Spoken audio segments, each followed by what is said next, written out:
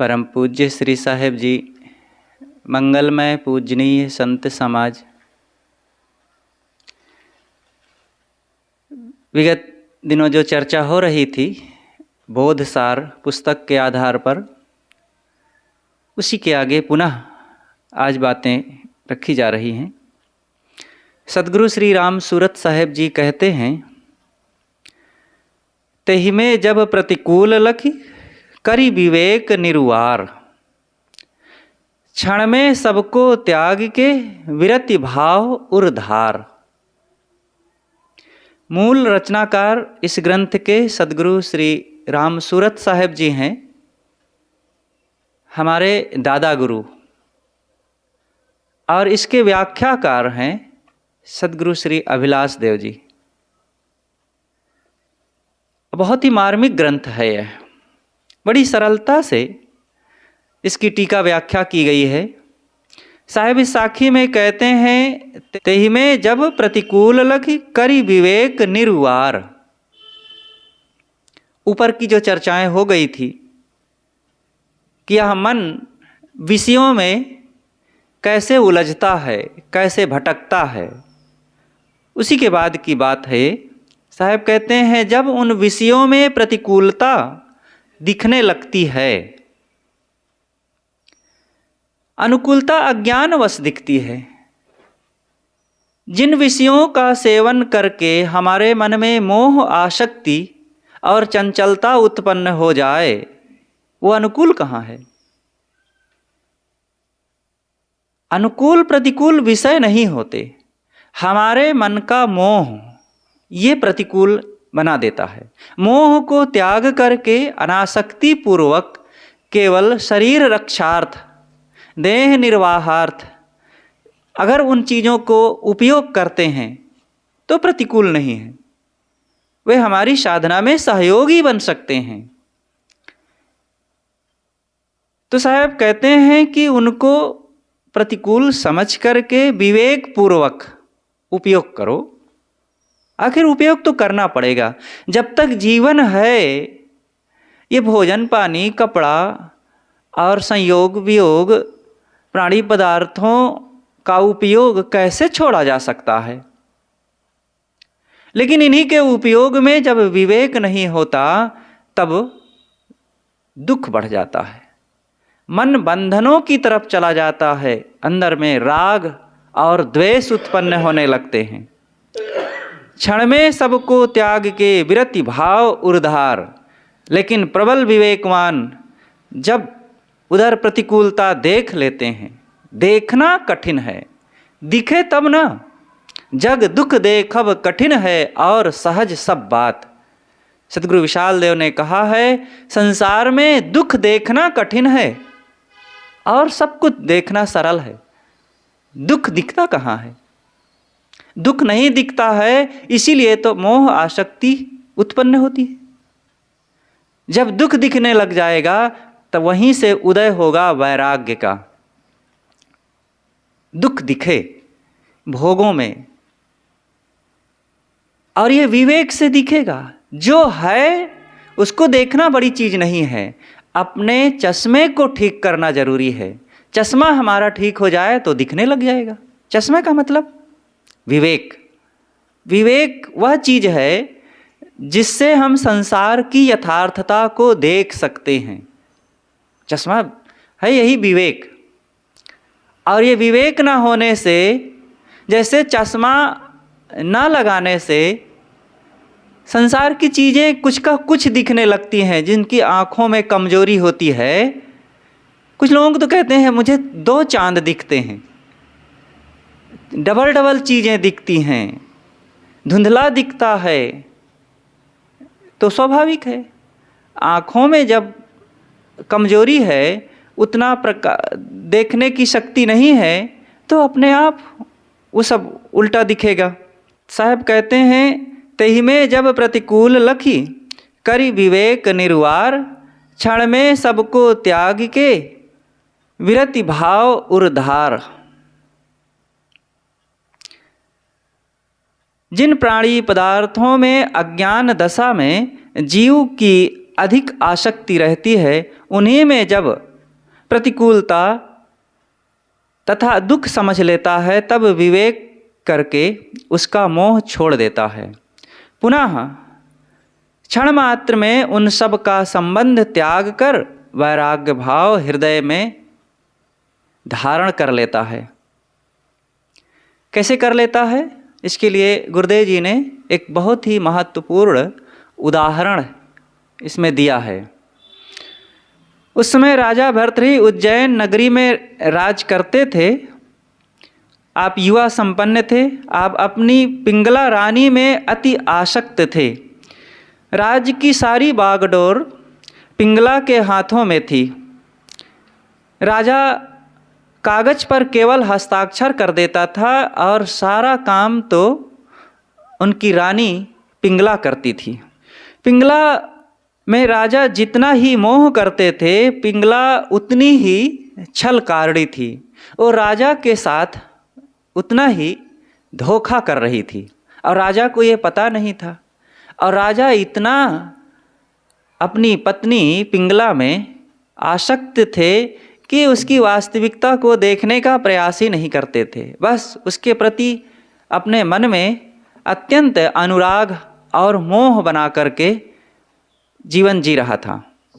नाथ परंपरा में कहा जाता है, गोरखनाथ जी के पश्चात, उनके तुरंत बाद, कुछ लोग तो ये भी कहते हैं उनके शिष्य थे, भर्तृहरि हुए हैं। और भर्तृहरि एक बहुत बड़ा महामहिम नाम आता है नाथ परंपरा में, उन योगी साधकों में। भर्तृहरि जी का जब जन्म हुआ तो कहा जाता है कि ज्योतिषी ने आकर के कहा कि ये बच्चा बड़ा हो करके 12 वर्षों तक राज करेगा और उसके बाद सन्यासी हो जाएगा। और इन बातों को तो बाद में कुछ लोग जोड़ लेते हैं, उनके जीवन में घटी घटनाओं के आधार पर बाद की कल्पना कर ली जाती है।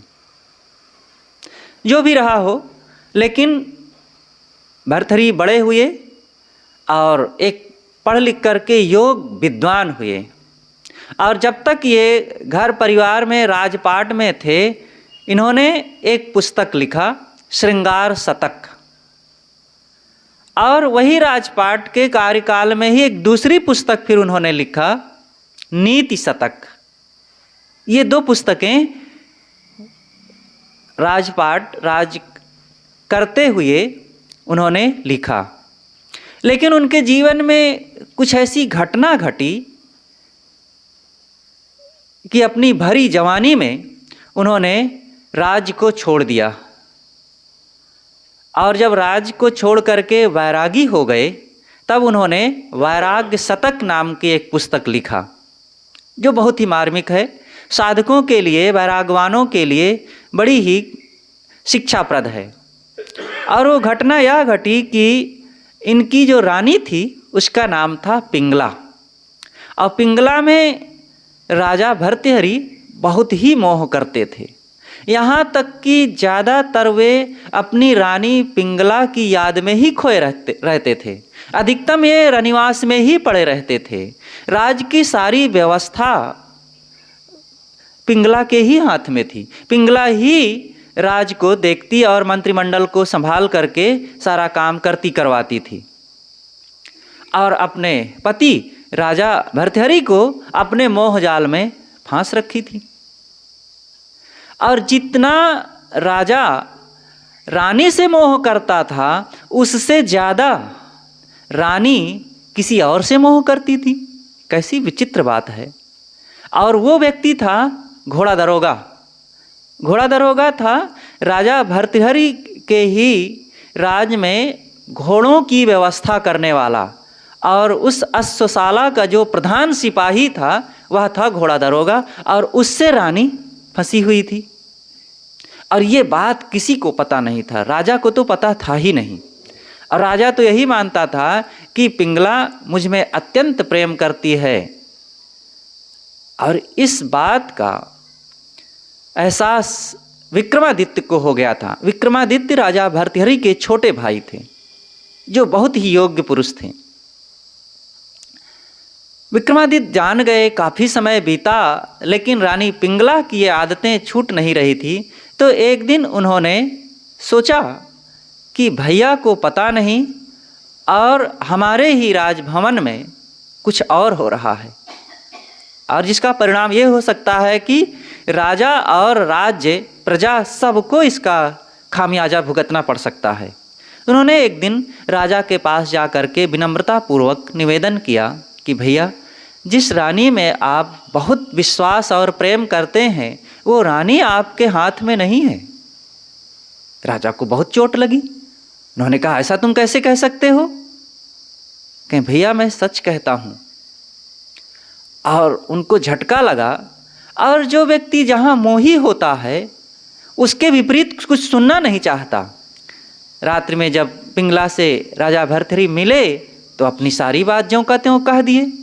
वे इसकी खोज नहीं किए, पता नहीं लगाए, अवश्य जा कर के सीधा पिंगला से कह दिए। और पिंगला सुनते ही आग बबूला हो गई और उन्होंने भर्तृहरि से कहा कि मेरे प्राण प्रिय, तुम ऐसा कैसे कह सकते हो और मुझ पर अविश्वास संदेह करके? अरे जिसने आपसे कहा है वो विक्रमादित्य स्वयं भ्रष्ट है और अपनी भ्रष्टता को छिपाने के लिए मुझ पर ऑब्जेक्शन कर रहा है।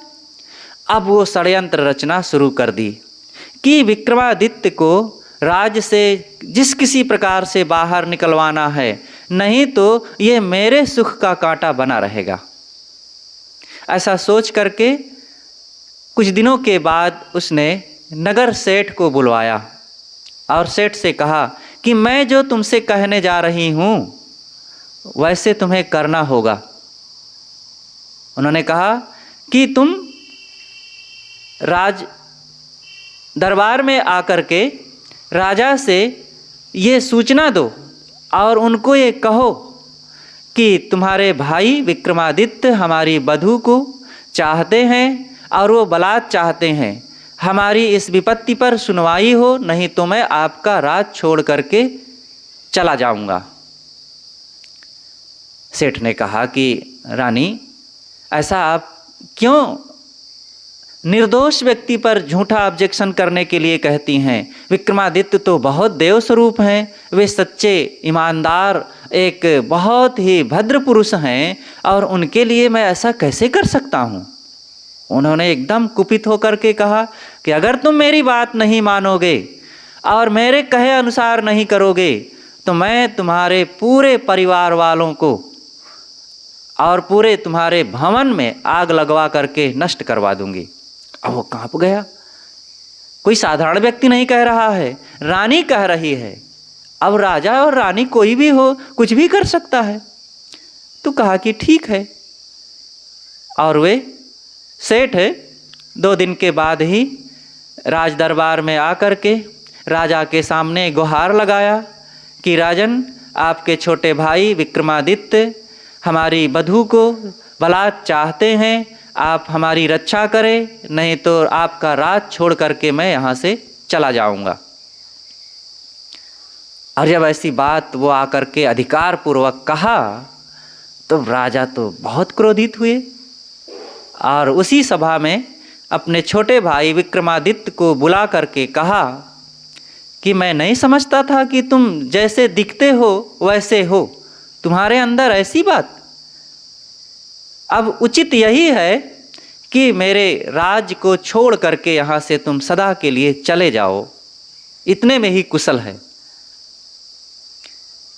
विक्रमादित्य दुखी हुए, अपनी बात कहे, लेकिन कोई मानने वाला नहीं था। उन्होंने कहा कि भैया ठीक है, मैं तो चला जाऊंगा राज छोड़ करके, लेकिन जब बात की सच्चाई का पता चलेगा आपको तो एक दिन आपको मेरे लिए रोना पड़ेगा। और वे राज छोड़ करके चले गए। अब इधर पिंगला का सारा रंगरेलियां चल रही थी। काफ़ी दिन बीत गए। एक समय एक ब्राह्मण आया।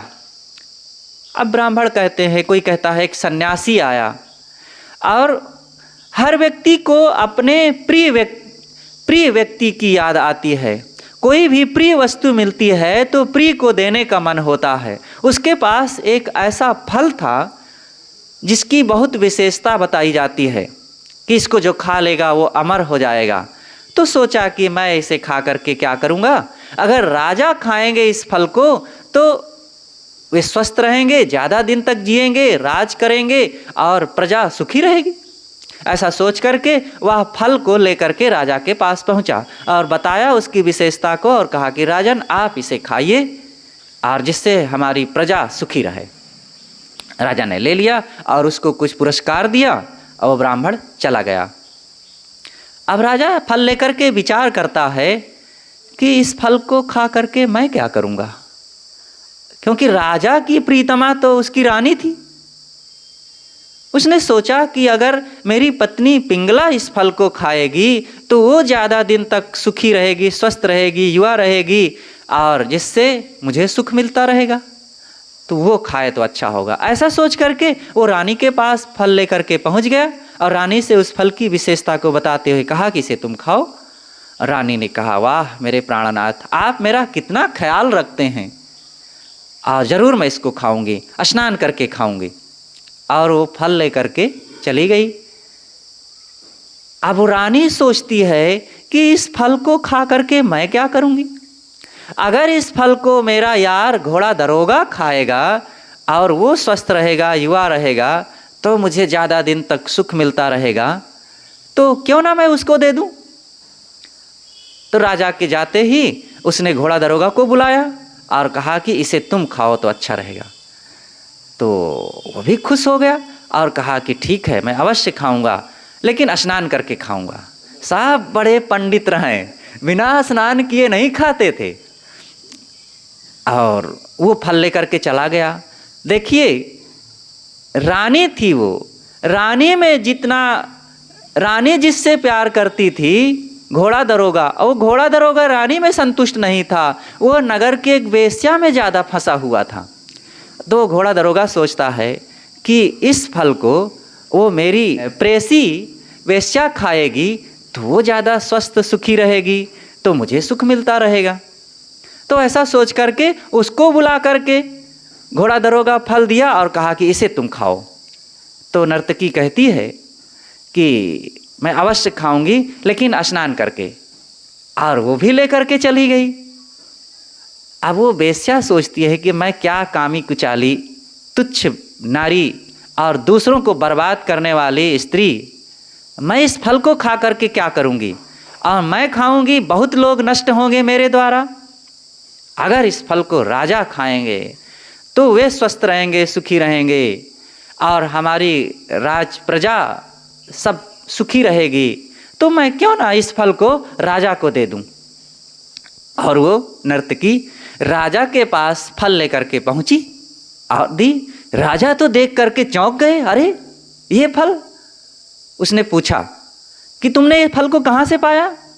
अब बताना पड़ा उसे कि मैंने घोड़ा दरोगा से प्राप्त किया। घोड़ा दरोगा बुलाया गया, तुमने इस फल को कहाँ से पाया। अब उसे भी बताना पड़ा। अब कोई रास्ता नहीं था बहाना बनाने का। उसने बताया कि मैं इस फल को महारानी से पाया। अब वो सारी बात समझ गए राजा कि क्या वास्तविकता हो सकती है, क्या हमारे राज में घटना घट रही है। और वो फल को ले लिए और तुरंत वे रानी के पास पहुँचे और रानी से कहते हैं कि प्रिय, मैंने जो तुमको फल दिया था उसको तुमने खा लिया। ओ तुरंत हाव भाव करते हुए आकर के लिपट गई राजा से। अरे प्राणनाथ, तुम मुझ पर संदेह कर रहे हो। अरे वो तो तुरंत आपके जाते ही मैंने स्नान करके उसको खा लिया था। और ऐसा कह करके और फिर वही तिर्या चरित्र करने लगी। तो राजा ने जेब से फल निकाला और कहा ये कहाँ से आया। अब रानी की पोल पट्टी सारी खुल गई। वो समझ गई कि आज इतने दिनों का मेरा जो षड्यंत्र था आज वो खुल गया है। और वो समझते ही मूर्छित होकर वहीं पर गिर पड़ी। राजा भर्तृहरि जो थे अब उनके मन में विचार आ गया, वे चाहते तो रानी को मरवा देते, घोड़ा दरोगा को मरवा देते और उस नगर वेश्या को जेल में डलवा देते, कुछ भी कर सकते थे। लेकिन उनके मन में विचार उत्पन्न हो गया और उन्होंने अंदर में जा कर के सोचा, तुरंत फल को खा लिए और विचार करते हैं, याम चिंत्याम सततम मयि सा विरक्ता साप्यन्नमिच्छति जने सजनो अन्य शक्तः अस्मत्कृते च परितुष्यति कदाचन्या काचिदन्या धिक्कम ताम च तम च मदनम च इमाम च माम च। मतलब जिसको मैं चाहता हूँ वो रानी पिंगला, वो मुझे नहीं चाहती है, और रानी पिंगला जिसे चाहती है घोड़ा दरोगा को, वो घोड़ा दरोगा रानी को नहीं चाहता है, और घोड़ा दरोगा जिसको चाहता है वेश्या को, वो वेश्या घोड़ा दरोगा को नहीं चाहती है, और वो वेश्या किसी और को चाहती है। कैसा विचित्र संसार है। उन्होंने कहा धिक्कार है, मुझे धिक्कार है जो मैं दूसरे पर इस प्रकार से मोह आसक्ति बना करके विश्वास किया। उस रानी को धिक्कार है जो मुझ पर विश्वास ना करके घोड़ा दरोगा पर, घोड़ा दरोगा को धिक्कार है जो किसी और को चाहता है, उसको धिक्कार है जो किसी और को चाहती है, और उस कामदेव को धिक्कार है जो ये सारा कांड करवाता है। संसार में यही हो रहा है कि एक अंदर में वासना उठती है विजाति से मिलने के लिए, और जिसके लिए मिलती ये वासना उठती है वो है क्या? हाड़ चाम थूक खकार टट्टी पेशाब और मैदा मज्जा और अंग अंग से निकलती हुई गंदगी। लेकिन ये मूढ़ता कैसी, वो प्रमाद कैसा, और वो मन का विकार कैसा जो अपवित्रता में पवित्रता को दिखा दे। इसे ही कहते हैं अविद्या। और ये अविद्या ग्रसित मोही मनुष्य संसार में क्या क्या नहीं कुकर्म कर सकता है। फिर राजा भर्तृहरि ने एक दूसरा श्लोक कहा, उनके मन में विचार उत्पन्न हुआ। उन्होंने कहा भोगे रोग भयम कुले च्युत भयम वित्ते नृपालाद भयम मौने दैन्य भयम बले रूप भयम रूपे जराया भयम शास्त्रे वाद भयम गुणे खल भयम काये कृतांताद भयम सर्वे वस्तु भयान्वितम भुवि नृणा वैराग्यमेवा भयम। भोगों में रोग का भय है, कुल में दोष होने का भय है। कुल परंपरा में लोग बढ़ेंगे तो उनके ऊंचे नीचे कदम पड़ सकते हैं, और मान में दीनता का भय है। मान सम्मान किसी का हो, अपमान का डर है, अथवा मौन कोई रहता है तो कोई उसको दीनहीन तुच्छ समझ सकता है। रूप में बुढ़ापा का भय है, कितना ही कोई सुंदर हो, हजारों में एक जवानी सुंदरता चमक दमक उसके शरीर की कांति आभा लावण्य सबसे अलग हो, लेकिन बुढ़ापा आकर के सारे रूप सौंदर्य को रौंद के एक ही झटके में चला जाता है। तो रूप में बुढ़ापे का भय है। बहुत शास्त्र ज्ञान हो गया है, लेकिन दूसरों से वाद विवाद का भय है, हार जाने का भय है, और शरीर में बलवान होने में दूसरे से पछाड़ दिए जाने का भय है। संसार की समस्त चीज़ें भय से भरी हुई है। विनृणा वैराग्य मेवा भयम। भर्तृहरि जी कहते हैं कि इस संसार में वैराग्य ही एक निर्भय पद है। वैराग का मतलब होता है कहीं मोह ना करना, कहीं भी कुछ भी प्राप्त कर लो सब में भय है। कितना गिनाया जाए, थोड़ा सा उन्होंने गिना दिया है। सब में भय है।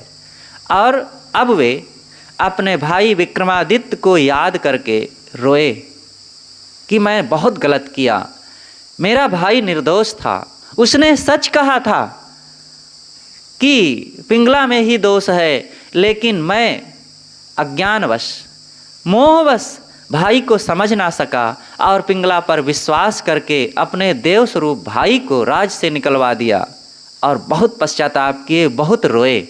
और फिर वे चाहते तो बुलवा लेते भाई को और अपना गद्दी पर बैठे रहते और अपनी सारी व्यवस्था को बदल देते, रानी को बदल देते।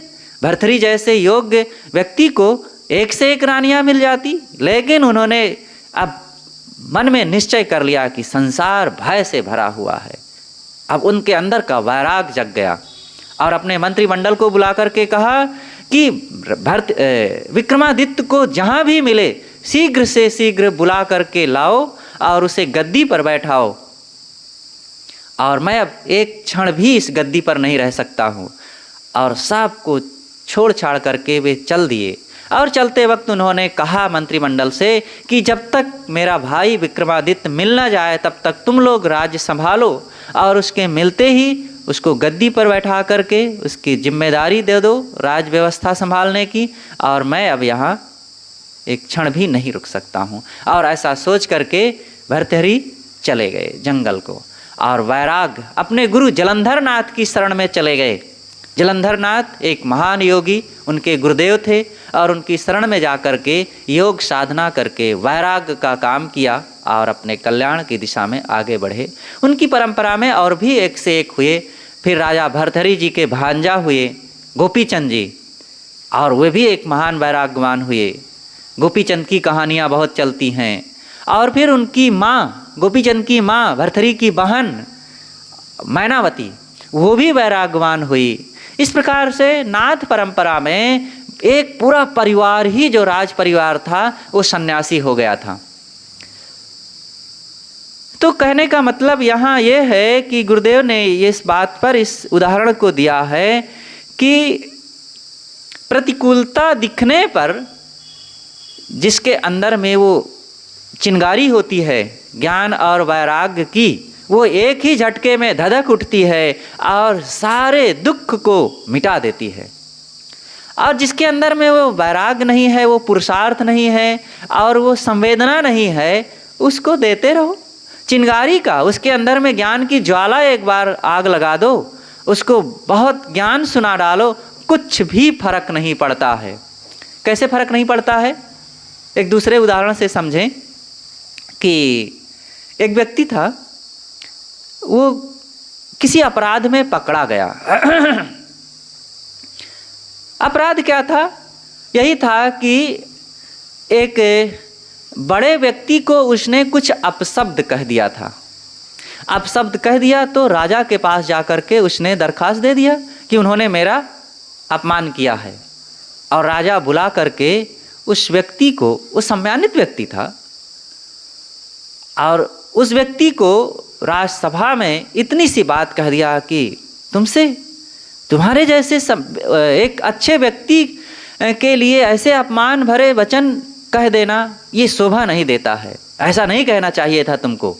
इतनी बात राजा ने राजसभा में सबके बीच में उस व्यक्ति को समझाया, और जब ऐसा समझाया तो इतना उसको अपमान बोध हुआ, इतनी ग्लानि हुई कि घर जा कर के वो 2 दिन तक तो भोजन नहीं किया, और 4-5 दिनों तक तो वो बिस्तर पर ही पड़ा रह गया, और 2 सप्ताह तक तो घर से नहीं निकला। इतना उसे ग्लानि हुई कि लोग क्या कहेंगे, मुझ जैसे सम्मानित व्यक्ति को से आज ऐसी गलती हो गई, भरी सभा में राजा ने मुझे ऐसे कहा, और इतना पीड़ित हुआ। उसी समय एक दूसरे व्यक्ति से एक गलती हो गई थी, और राजा ने उसको बुला करके, एक बड़ी गलती हो गई थी, राजा ने उसको बुला करके कहा कि इसका बाल आधा बनवा करके, आधी मूंछ कटवा करके बनवा करके, इसके चेहरे को कालिक से पोत करके, गले में जूता की माला पहना करके, गधे में बैठा करके और इसको नगर में घुमाओ, तब पता चलेगा ये बदमाश व्यक्ति ऐसा गलती करता है। और उसको ऐसा पूरा साज सज्जा लगा करके और नगर में घुमाया जाने लगा। तो नगर के लोग निकल करके देख रहे थे तमाशा कि अरे देखो, वो व्यक्ति का इतना बड़ा अपमान हो रहा है। और सब उससे सबक सीख रहे थे कि हमको ऐसी गलती नहीं करना चाहिए, क्योंकि ये दंड मिलता है ऐसी गलती करने का। और घूमते घूमते जब अपने घर के सामने आया, क्योंकि उसी नगर का रहने वाला था, अपने घर के सामने आया तो उसकी पत्नी भी बाहर निकल करके देखने लगी। तो गधे पर बैठे बैठे पत्नी से कहता, क्या यहाँ खड़ी तमाशा देख रही है, चल जल्दी रोटी सब्जी बना करके, अब बस 5-10 मिनट का और काम है, फिर मैं आता हूँ घूम करके। और वो देखो, इतना बड़ा अपमान, इतना बड़ा तिरस्कार, चारों तरफ से लोग उसके नाम से थूक रहे हैं, कुछ उसको नहीं लग रहा है। और घूम करके लगता है बस वो खेत घूमने गया था। और पत्नी सामने दिख गई तो बड़े सम्मान से कहता है, क्या तमाशा देख रही है, चल जल्दी बना, मैं आ रहा हूँ, काम हो गया है, बस भोजन भूख लगी है। तो देखो, जिसके अंदर संवेदना नहीं है उसको कुछ भी कहो कोई फर्क पड़ने वाला नहीं है। जिसके अंदर में बोध नहीं, वैराग नहीं, ज्ञान नहीं, और अंदर में वो संस्कार नहीं, सुनाते रहो लंबा चौड़ा ज्ञान, क्या फर्क पड़ता है। और जिसके अंदर में वो चिंगारी है ज्ञान की, बोध की, विवेक की, विचार की, और वो एक ही झटके में उसको ठोकर लगती है और वो निकल पड़ता है। इसीलिए सदगुरु कबीर ने कहा है, शब्दे मारा गिर परा, शब्दे छोड़ा राज, और जिन जिन शब्द विवेक किया तिनका सरी गयो काज। शब्द की मार से लोग गिर पड़ते हैं।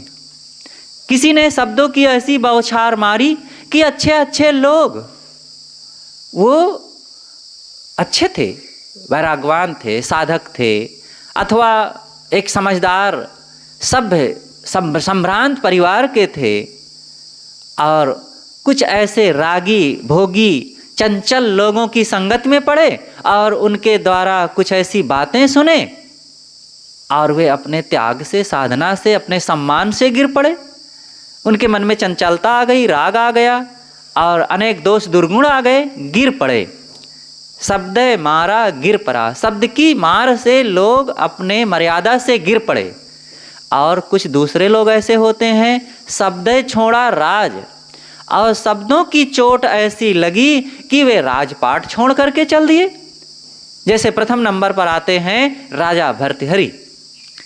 भर्तृहरि को चोट लगी अपनी पत्नी के द्वारा और वे एक ही झटके में छोड़ छाड़ करके चल दिए। और दूसरा उदाहरण क्या आता है, गोस्वामी तुलसीदास का। तुलसीदास जी के लिए कहा जाता है कि वे अपनी पत्नी रत्नावली में इतना आसक्त थे, इतना आसक्त थे कि एक दिन भी उसके बिना नहीं रह पाते थे। एक दिन की बात, वे नैहर चली गई तो इनको चैन नहीं। बरसात का दिन, आधी रात को उठ करके और वे चल पड़े ससुराल के लिए। और यमुना नदी बाढ़ी हुई थी। कहा जाता है कि एक मुर्दा बह रहा था, बहता हुआ चला रहा था, सोचे कि ये कोई लकड़ी है और उसी को पकड़ करके और पार कर गए यमुना। और ससुराल पहुँचे, सोचे कि अब सामने से जाऊंगा तो रात में कोई खोलेगा नहीं, और पिछवाड़े की ओर से सोचे कि इधर से चढ़ जाऊं। देखे कि एक रस्सा लटक रहा है और एक था सांप, और सांप को पकड़ करके चढ़ गए उस पर और पहुंच गए सीधा कमरे में रानी के, अपनी पत्नी के, रत्नावली के। और जब देखे कि आधी रात में ये यहाँ कैसे मेरे कमरे में, तो उसने कहा कि अरे तुम यहाँ कैसे आ गए? अरे प्रिय, मैं तुमसे इतना प्यार करता हूँ कि मुझे चैन नहीं पड़ी और इस आधी रात में ऐसे दुर्गम रास्ते को पार करते तुम्हारे पास आ गया। कहा छी छी छी, धिक्कार है तुम्हारे ऐसे प्रेम को। जिस तुम हाड़ चाम के मुझ इस स्त्री से प्रेम करते हो, अगर तुम्हारा ही प्रेम कहीं राम में हुआ होता तो तुम्हारा कल्याण हो गया होता। तुम्हारे इस प्रेम को जो हाड़ चाम मलमूत्र के एक स्त्री में इतना डूबे हुए हो, धिक्कार है, धिक्कार है। और इतनी बात सुनते ही तुलसीदास के मन में झटका लगा कि एक स्त्री होकर के मुझे ऐसे डांट रही है। और वो तुरंत उल्टे पांव वहाँ से लौट पड़े और फिर वे कहा जाता है सन्यासी हो गए। ये तुलसीदास जी की बात है। जिसके मन में ऊर्जा होती है, एक झटके में वो काम हो जाता है। और यही बात एक दूसरे राजा थे, चुड़ाला और शिखध्वज नाम के एक राजा थे। और वो दूसरे ढंग से घटना थी। और जो चुड़ाला थी बहुत समझदार थी, ज्ञानवान, बोधवान, विचारवान, और रात दिन साधना में जीवन जीती थी। लेकिन जो उनका पति था राजा शिखध्वज, अत्यंत लंपट और रागी व्यक्ति, और वो रानी जो है बार बार समझाती थी कि राजन, जीवन का ठिकाना नहीं है, भजन भक्ति में लगो, साधन कल्याण का काम करो, जीवन का भरोसा नहीं कब ये समाप्त हो जाए। लेकिन उसको समझ में बात नहीं आती थी। काफ़ी दिन बीत गए और रानी बारंबार यही समझाती रहती थी। एक दिन की बात, राजा शिखध्वज को लगा कि एक स्त्री होकर के, मेरी पत्नी होकर के मुझे बार बार समझाती रहती है और मुझे होश में नहीं आता। और एक दिन उन्होंने सब कुछ छोड़ करके, राजपाट छोड़कर, अपना राजसी वस्त्र छोड़कर, दंड कमंडल ले लिया और साधारण सा कपड़ा पहन करके जंगल का रास्ता अपना लिया और चले गए। एक घोर घने जंगल में तपस्या में लग गए। और इधर जो चुड़ाला थी, चुड़ाला भेष बदल करके, एक ब्राह्मण का भेष बना करके खोजते हुए राजा के पास पहुंची, शिखध्वज के पास। उनके पति जो थे तपस्या में लगे हुए थे। काफ़ी दिन तपस्या करने के बाद जब चुड़ाला पहुंचती है और एक ब्राह्मण का भेष था, तो पहुंच करके पूछती है, राजन, साधना करते इतने दिन बीत गए, शांति मिली? तो राजन कहते हैं, शिखध्वज कहते हैं, नहीं देव, शांति नहीं मिली, इतने दिन बीत गए, अभी तक शांति नहीं मिली। तो जो देव थे, उनकी पत्नी, वो कहती है त्याग करो, बस इतना ही कहती है, त्याग करो। और ऐसा कहा करके वो चले आती है। तो अब वो विचार करता है, मैंने राजपाट को छोड़ दिया, खजाना को छोड़ दिया, धन दौलत को छोड़ दिया, रानी को छोड़ दिया, बच्चों को छोड़ दिया, और यहाँ थोड़ा सा कपड़ा पहन करके, थोड़ा सा खा पी करके और मैं गुजारा करता हूँ, तपस्या करता हूँ, अभी क्या त्याग करना है? चलो, कपड़ा छोड़ दिया, नंगे हो करके जंगल में रहने लगे, थोड़ा सा फल फूल खा करके काम चलाते थे। साल भर फिर बीता और उनकी पत्नी चुड़ाला फिर वही ब्राह्मण का भेष बना करके राजा के पास पहुँचती है और पूछती है, राजन, शांति मिली? वो कहती है, राजा कहते नहीं देव, शांति नहीं मिली। और वो फिर इतना ही कहती है, त्याग करो, और चली आती है। अब वो सोचता है कि अब क्या त्यागना बाकी है? जो खाता पीता हूँ और फल खाना छोड़ दिया, और दंड कमंडल जो था उसमें आग रख करके आग लगा दिया। अब पानी पी करके काम चलाने लगे। काफ़ी दिन बीत गया। अब फिर इधर चुड़ाला सोचती है कि चलूँ पता लगाऊं अब शांति पाए कि नहीं पाए। आकर के पूछती है, राजन, शांति मिली? कि नहीं देव, शांति नहीं मिली। तो इतना ही कहती, त्याग करो। और फिर वो चली आती है। अब वो सोचते हैं कि अब तो कुछ है नहीं, केवल पानी पी करके काम चलाता था और ये पानी भी नहीं पीना है, अब ये शरीर को बचाए रखा था, अब शरीर को ही छोड़ देना है। तो रस्सी बांध करके अपने गले में कुआं में कूदने जा रहे थे। अब इतने में उनकी पत्नी देव का भेष बनाकर, ब्राह्मण का भेष बना करके आ जाती है और हाथ पकड़ लेती है, राजन, ये हड्डी मांस चाम के शरीर को छोड़ने से शांति नहीं मिलेगी। अगर शांति चाहते हो तो अहंता ममता का त्याग करो, उससे शांति मिलेगी। और अब उनको उपदेश मिल गया और फिर वो समझ गए। और फिर वो अहंता ममता, मतलब कहने का भाव यही है कि कोई भी साधक हो, अगर साधना करना चाहता है तो चाहे जितना त्याग कर दे, त्याग की जरूरत है। राजपाट का त्याग करना, तमाम गृह जंजाल का त्याग करना और परिवार का त्याग करना, धन दौलत का त्याग करना, माने हुए अपने ऐश्वर्य का त्याग करना, ये सब की जरूरत है, ठीक है। लेकिन सारे त्याग का अंतिम सार है अहंता और ममता।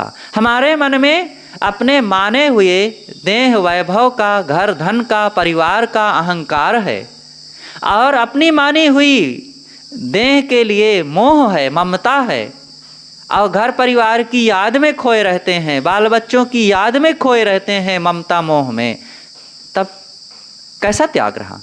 वो तथागत बुद्ध के जीवन में घटी हुई घटना को याद करें कि जब सिद्धार्थ साधना काल में थे तो आलार कालाम के पास उनसे शिक्षा प्राप्त करते हुए एक जगह ध्यान में बैठे हुए थे।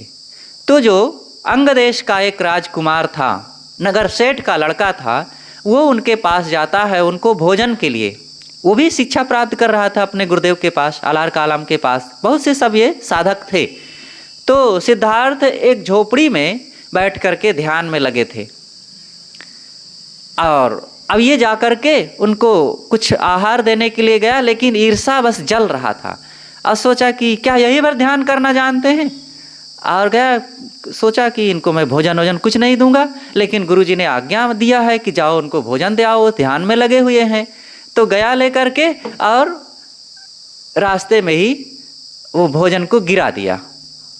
और फिर एक अपने दूसरे मित्र से बात करते हुए कहता है, अरे मैं अपने मुख से अपनी क्या विशेषता कहूँ, मैं अमुक देश का अमुक सेठ का लड़का हूँ, और अपने मुख से क्या अपनी मैं विशेषता कहूँ, मैं इतना पढ़ा लिखा हूँ, अमुक जगह इतनी विद्या इतने शास्त्रों को पढ़ा हुआ हूँ। अब थोड़ा सा वो पढ़ लिया, थोड़ा सा एक सेठ का लड़का हो गया तो बार बार अपनी विशेषता कह भी रहा है और कहता है अपने मुख से मैं क्या अपनी विशेषता कहूँ।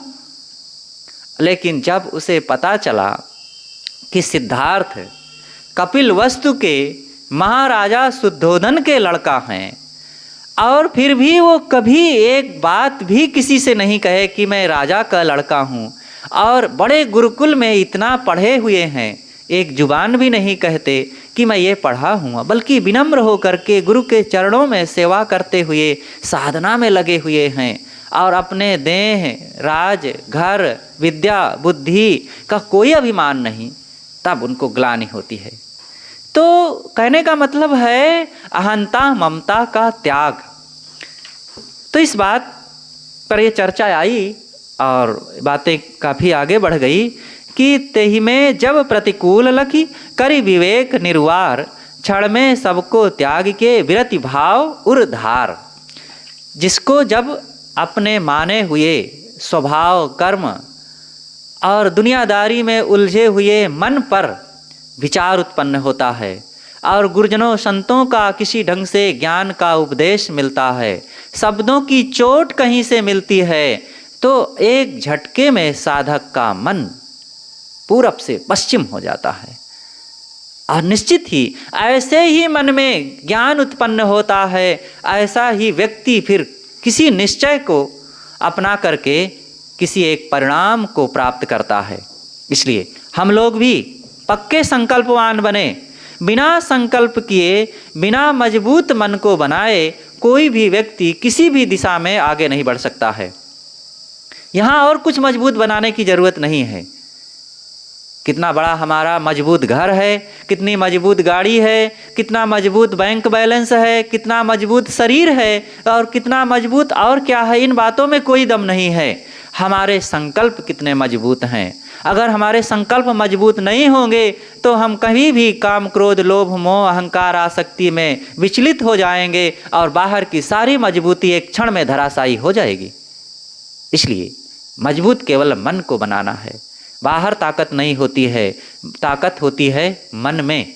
और जिसने अपने मन को मजबूत बना लिया उसका सब कुछ मजबूत हो जाता है।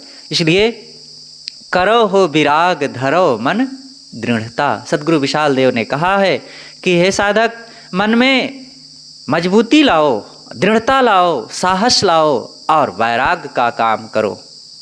और सद्गुरु अभिलाष साहेब जी के भजनों में, उनकी वाणियों में तो इस बात की तो खूब तूफान है। और बारंबार वे कहते हैं कि सुखासक्ति को जीते वही है वीर वीरों में। अनेक वचन उनके हैं। तो इस प्रकार से जब हम अपने मन को मजबूत बनाते हैं तभी काम बनता है। इसलिए हर साधक को बाहर की चीज़ों पर नहीं, अपने स्वभाव पर, अपने मन पर नियंत्रण होना चाहिए और इस प्रकार से मजबूत बन करके साधना पथ में आगे बढ़े। बस साहेब बंदगी देव की जय।